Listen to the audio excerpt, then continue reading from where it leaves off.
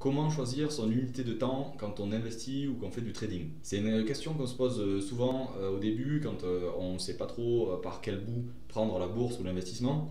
Je vais essayer d'y répondre assez facilement et rapidement. Au plus on prend des unités de temps long terme, au plus on a un profil investisseur. Ça paraît logique comme ça, mais il faut bien comprendre la logique derrière le marché et l'investissement long terme et court terme. On peut s'appuyer sur les mêmes éléments de graphique technique, donc les moyennes mobiles, tout ça, ça s'applique aux deux unités de temps, donc long terme et court terme ou moyen terme. On a une variété d'unités de temps infinie.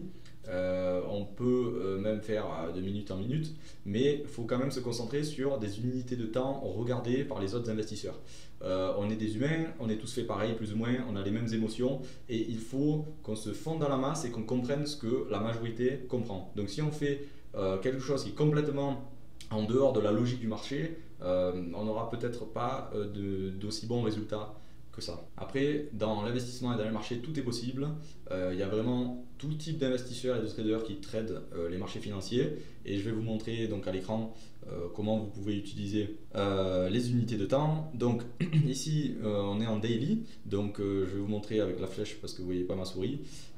Ici, là, juste en haut, vous avez toute une panoplie d'unités de temps qui vont vous permettre donc de choisir celle qui vous convient le mieux, suivant ce que vous voulez faire.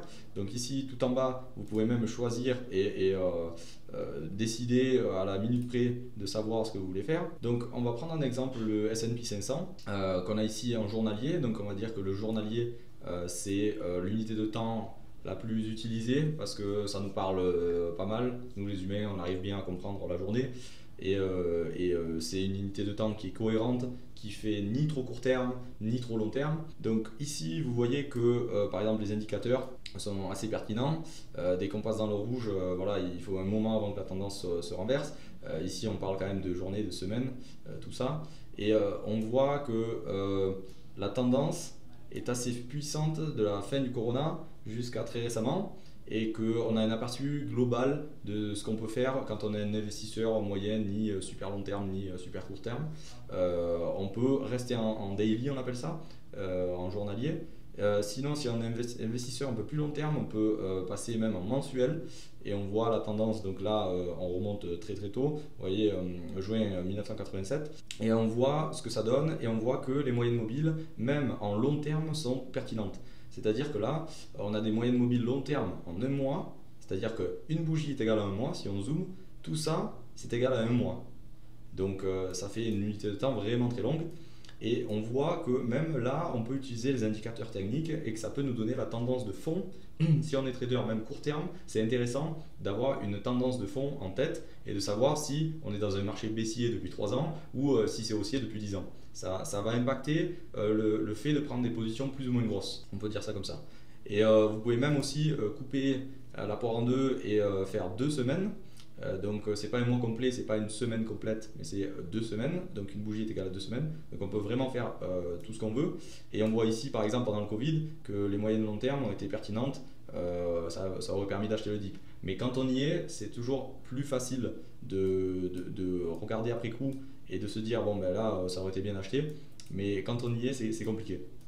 Et on voit que, encore une fois, on peut utiliser les indicateurs. Et le weekly, donc la semaine, je dirais que c'est quand même assez pertinent pour celui qui investit en journalier, mais qui veut quand même avoir une vision assez long terme, mais pas exagérée dans la période. Donc je dirais que l'investisseur moyen, il peut partir du journalier aux 2 semaines, un mois. Après, il y a la possibilité de même aller jusqu'à 3 mois ou à l'année.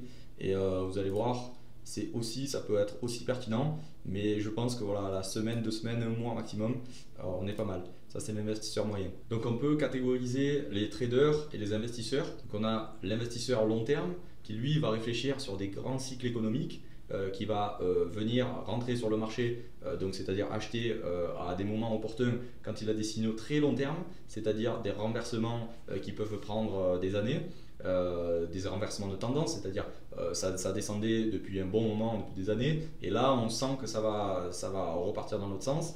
mais ça va prendre du temps. Lui, on va le considérer long terme sur des années. Après, on a l'investisseur swing trader. Donc lui, il va garder des positions quelques semaines par exemple. Donc ça peut arriver qu'il clôture sa position assez rapidement si vraiment il a fait beaucoup de profits en très peu de temps. Mais en principe, il va regarder des tendances sur de la semaine, bon, du journalier aussi, et bon, maximum 2 semaines, quoi. Après, on a l'investisseur journalier, donc il va trader en intraday. Donc c'est-à-dire à l'intérieur de la journée, et lui, bon, il va regarder la tendance qu'il veut en long terme pour comprendre dans quel sens on se situe, la tendance de fond, mais il va préférer tout ce qui est en heures, voire secondes, mais c'est plutôt heures. Et on pourra prendre des trades à l'intérieur de la journée et ne pas attendre le soir quand la clôture du marché se fait et qu'on n'a pas vendu nos positions. Donc le but, c'est d'arriver à acheter et à vendre à l'intérieur de la journée. Et puis il y a le scalper. Il va capter des mouvements de prix très rapides sur des unités de temps très faibles. Donc ça peut être jusqu'à la seconde. Voilà, il y a tout type de profil, mais il faut bien comprendre au début, quand on arrive sur les marchés, ce qu'on veut faire. Parce qu'on peut vite se faire balader et on est pris par nos émotions et on commence à investir long terme et au final on voit que ça se retourne un peu, on a peur, on vend et finalement on se retrouve en investisseur en moyen terme et puis peut-être court terme, dans la journée on panique, on veut acheter et vendre. Donc il faut bien définir le plan au départ et voir si on est l'investisseur long terme, si on est swing trader, si on est intraday trader ou si on est scalper. Et le scalper, c'est vraiment dédié à ceux qui connaissent vraiment bien les marchés ou à des robots par exemple. On peut déléguer ça à des robots qui sont automatiquement pilotés en fonction d'algorithmes et d'indicateurs. J'espère que cette vidéo vous a plu et que ça vous a apporté quelque chose de positif. Et n'oubliez pas de liker, de vous abonner, ça fait toujours plaisir. Merci.